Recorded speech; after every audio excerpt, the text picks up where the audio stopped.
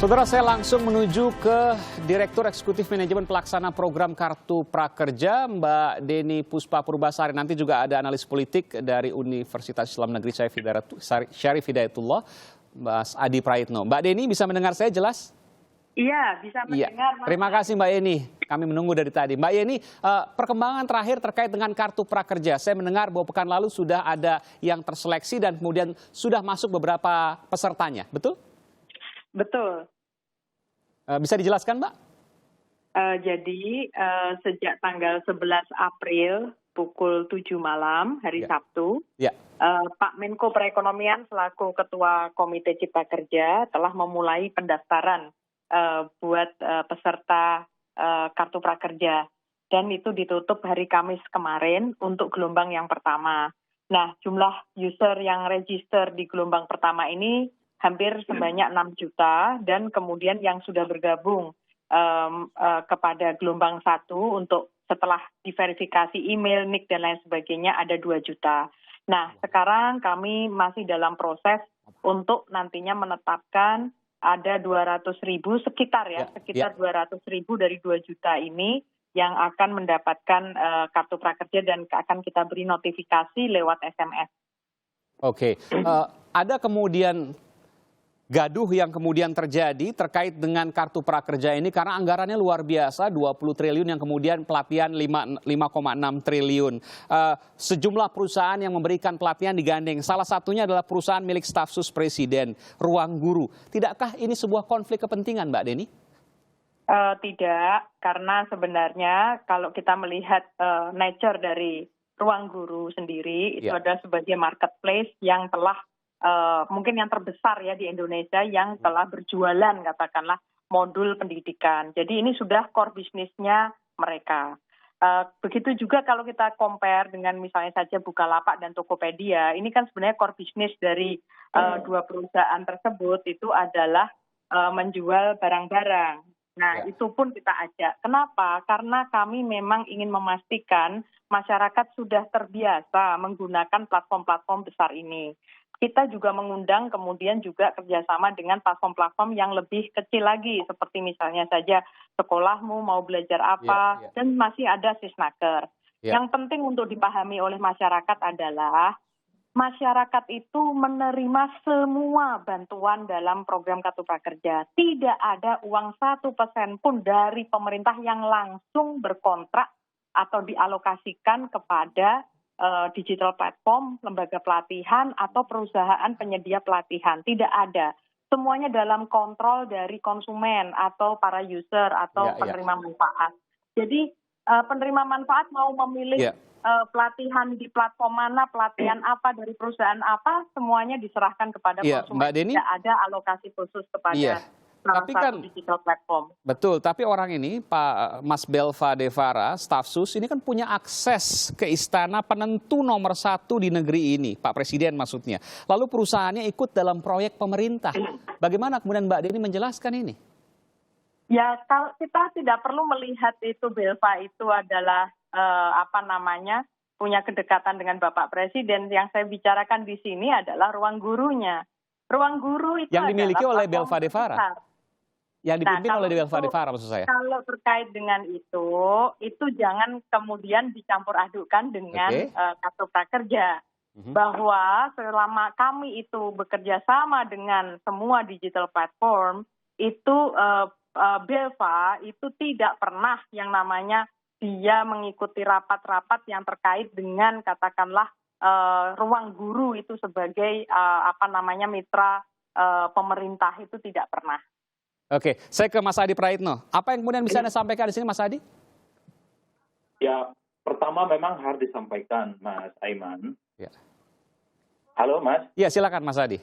Ya, pertama harus saya tegaskan bahwa Kartu Prakerja yang berupa pelatihan-pelatihan online di masa pandemi Corona ini tentu tidak sensitif.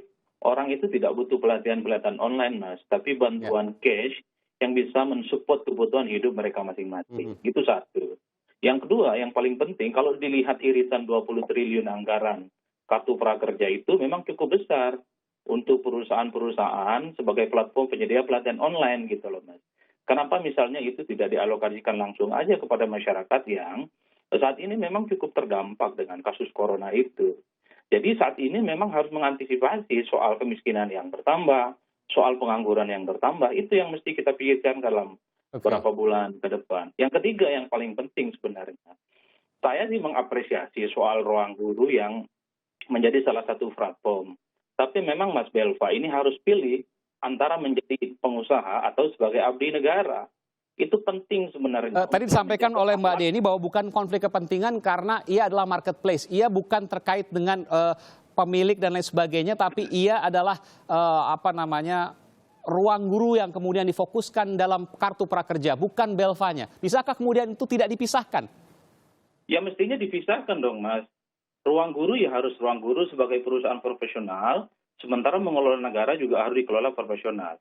Yang selalu diributkan publik itu ya karena memang ada orang dalam yang perusahaannya menjadi bagian penyedia pelatihan online. Kan itu sebenarnya yang kemudian harus dipilih oleh Mas Belva. Saya kira mau jadi staf sus ataupun tetap menjadi CEO ruang guru, Mas Belva tetap menjadi orang yang top kok. Cuman memang sebagai kelompok milenial, representasi di Istana Negara saat ini harus menunjukkan kepada publik bahwa milenial itu ya harus memilih antara bisnis dan politik. Yang kedua yang paling penting, Mas, menurut saya, kenapa pemerintah tidak menyediakan perusahaan BUMN sebagai penyedia pelatihan online? Oke. Kenapa harus menyewa perusahaan-perusahaan swasta? Misalnya apa, Mas, yang Anda bayangkan pelatihan online-nya dari BUMN? Dari BUMN, kalau 20 triliun ini dilakukan oleh BUMN, saya kira duit dari negara akan kembali kepada negara. Misalnya training center begitu ya?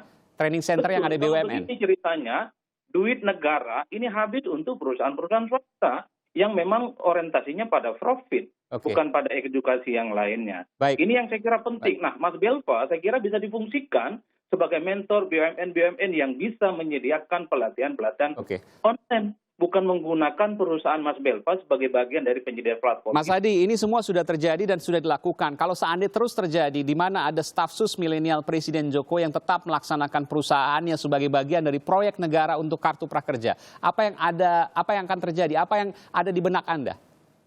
Ya, secara moral ini kurang bagus, Mas. Ini akan diingat oleh publik bahwa ada di lingkaran istana yang juga menjadi bagian dari proyek penting dalam mengurus kartu prakerja. Seakan-akan tidak ada perusahaan lain yang bisa melakukan itu. Yang paling penting menurut saya, saat ini kan kita sedang menghemat anggaran, Mas. Duit negara kita kan habis buat banyak hal yang kita lakukan, termasuk soal salah satu menangani corona. Kenapa nggak 20 triliun itu dikelola oleh BUMN sih gitu? Supervisor ya bisa kita minta Mas Belva dan seterusnya. Sehingga anggaran negara itu sekali lagi kembali kepada perusahaan negara, bukan kepada perusahaan-perusahaan swasta. Itu penting sebenarnya.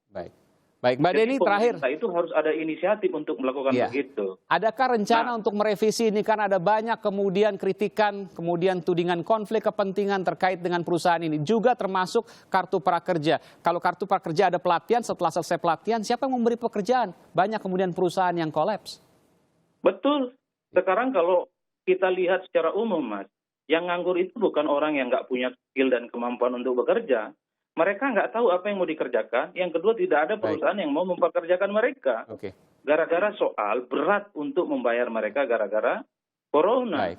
Jadi menurut saya jangan sampai kartu prakerja yang tujuannya mulia ini mubazir dan gak ada gunanya. Apalagi, Mas, pelatihan online itu kalau mau jujur ya, itu kan kita bisa akses secara gratis di YouTube. Iya, ada banyak contoh di situ, betul. Betul, karena ini sudah telanjur kejadi dan kalau terpaksa terus dilanjutkan, bagaimana pelatihan online itu harus ada diferensiasinya. Misalnya ada digital marketing, ada digital management yang selama ini selalu dikeluhkan oleh perusahaan-perusahaan startup. Saya akan minta penjelasan dari Mbak Deni. Mbak Deni, bagaimana kemudian? Apakah kemudian ada rencana dari pihak kartu prakerja atau pemerintah untuk merevisi dari perusahaan-perusahaan ini? Karena ada konflik kepentingan yang kemudian dikritik, ditudingkan kepadanya. Mbak Deni? Saya kira lebih baik begini. Kita tunggu saja realisasinya bagaimana, nanti publik bagaimana. Kami akan mendengarkan masukan atau tanggapan dari masyarakat. Dan komitmen kami sih bahwa sekali lagi ini adalah bayi yang sedang lahir. Bahkan belum satu siklus, orang belum membeli pelatihan. Jadi biarkanlah ini berproses. Kemudian kami sendiri sudah sampaikan berulang kali bahwa kami akan terus membuka yang namanya kesempatan bagi perusahaan-perusahaan lain untuk kemudian berpartisipasi dalam ekosistem kartu prakerja. Ini Pak Adi supaya tahu bahwa Pijar Mahir itu adalah salah satu dari 8 digital platform. Itu adalah BUMN Pak, punyanya Telkom. Kemudian yang kedua Sisnaker, itu punyanya Kementerian Tenaga Kerja, supaya Bapak tahu. Kemudian ini jumlah pelatihannya ada 1.300 jenis pelatihan dari yang sophisticated sampai dengan simple.